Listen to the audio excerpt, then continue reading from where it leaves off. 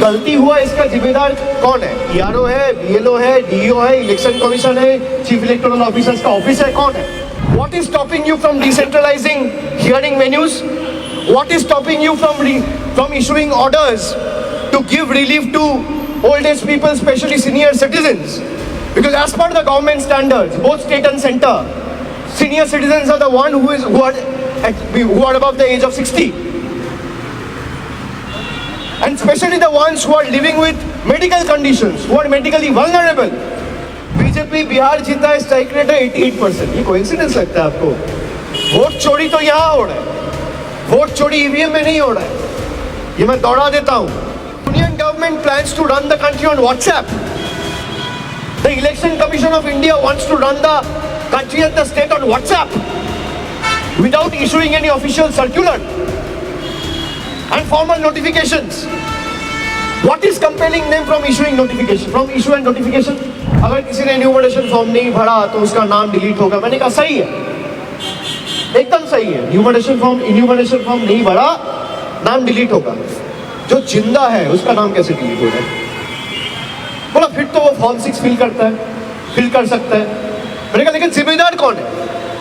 Form 6 तो fill कर सकता है, लेकिन ये जो गलती हुआ इसका जिम्मेदार कौन है? ईआरओ है, बीएलओ है, डीईओ है, इलेक्शन कमीशन है, चीफ इलेक्टोरल ऑफिसर्स का ऑफिस है, कौन है? कोई जवाब नहीं मिला.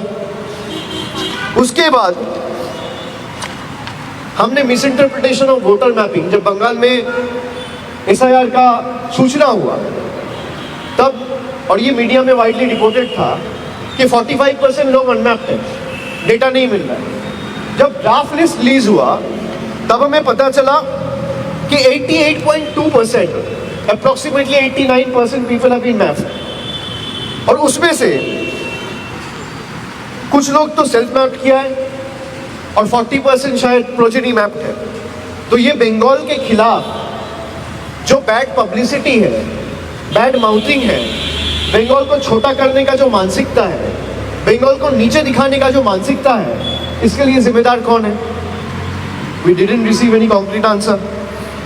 उसके बाद हमने पूछा माइग्रेंट वर्कर्स के बारे में कि आपने कहा कि माइग्रेंट वर्कर्स जब फॉर्म फिलअप हो रहा था तो इन्यूमरेशन फॉर्म फिलअप करते वक्त माइग्रेंट लेबर का फैमिली का कोई भी एडल्ट फैमिली मेंबर 18 साल के ऊपर जिसका उम्र हो वो फॉर्म फिलअप करेगा और उसके साथ वो फॉर्म जमा देगा.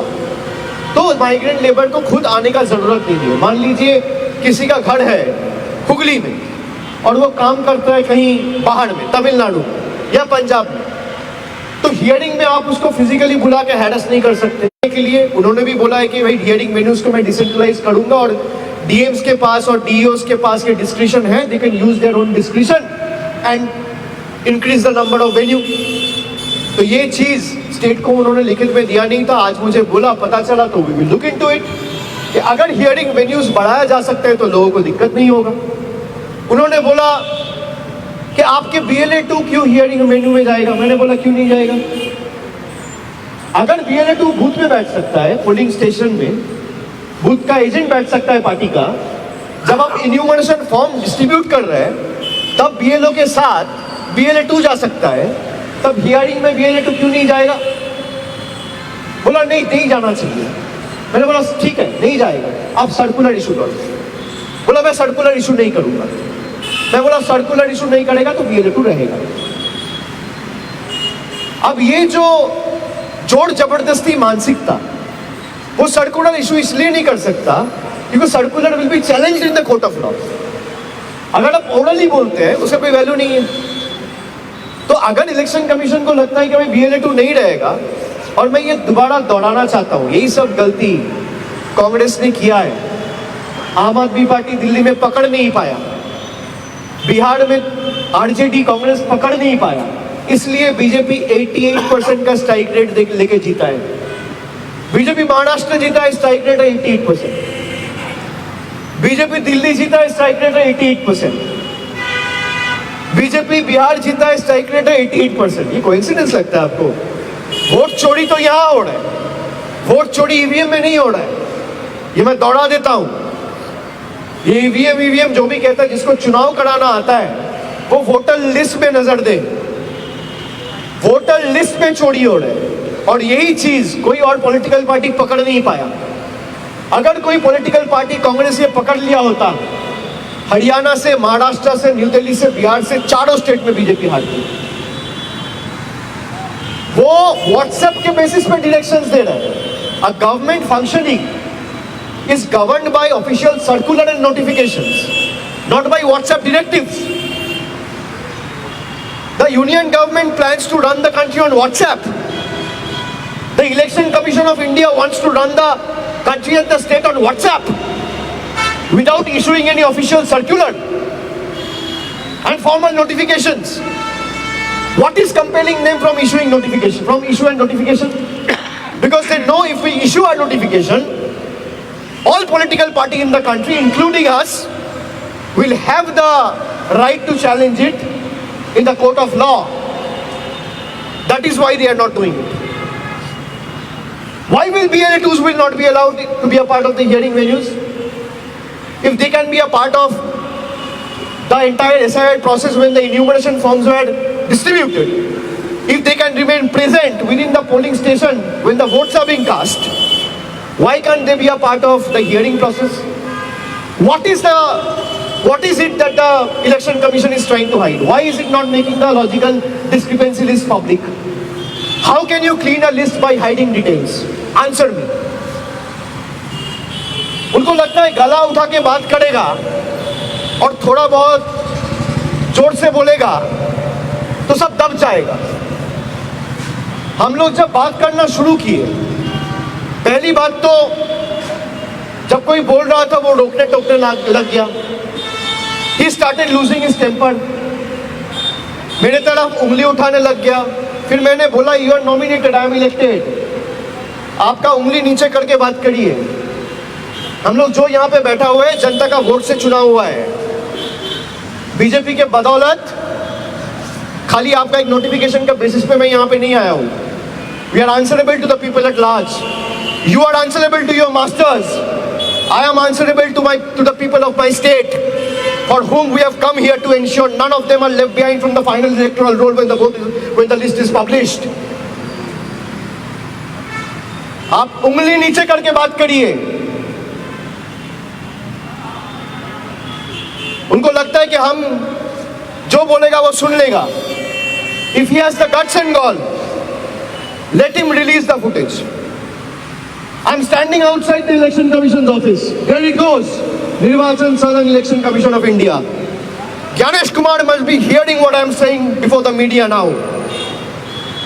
If he has the courage, he should come down and face the media and combat and rebut every point I am raising before the media and you today itself, without wasting any further time, rather than making selective leaks. After he is down on what I know after 8 PM in the night. What is stopping him?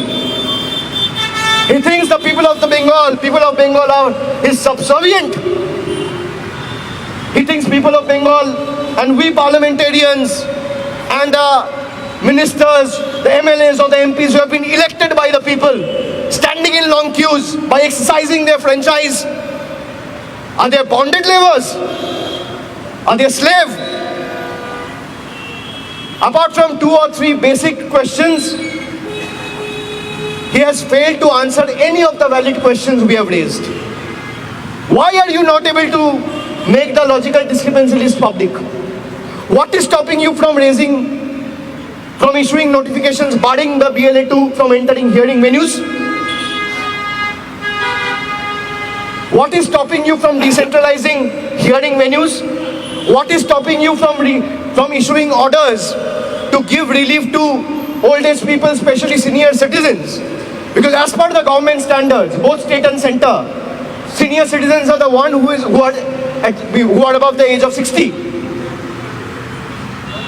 And especially the ones who are living with medical conditions, who are medically vulnerable, who are living with comorbidities, PWDs. Why will they go in a hearing venue and wait hour after hour? Who will provide relief to them? They They look up to the constitutional authorities of the country. It is your constitutional right to protect them, to give relief to them. You will wait what directions I receive from the PMO or the Home Minister's office, because this Chief Election Commissioner was the cooperative secretary before he took over. Wasn't he the cooperative secretary? Who was the cooperative minister? What was the name of the cooperative minister and what is the name of the cooperative minister right now? It is Mr. Amit Shah. Do you think it's a coincidence that all of a sudden the cooperative minister secretary is being sent as the Chief Election Commissioner? He was sent on a mission to destroy this office, destroy this institution. He was sent on a mission to destroy our country. And this building, which the fathers of the constitutions have created, the constitution that the forefathers of the country has created, the constitution that Baba Saheb Ambedkar has made, he was sent on a mission to destroy the constitution and this institution. This is not a weird coincidence. আরো ভালো ভালো খবর দেখতে subscribe করুন Bangla হান্টের YouTube channel. Bangla হান্টের আরো খবর দেখতে নজর রাখুন। বাংলা খবর মানেই বাংলা হান্ট।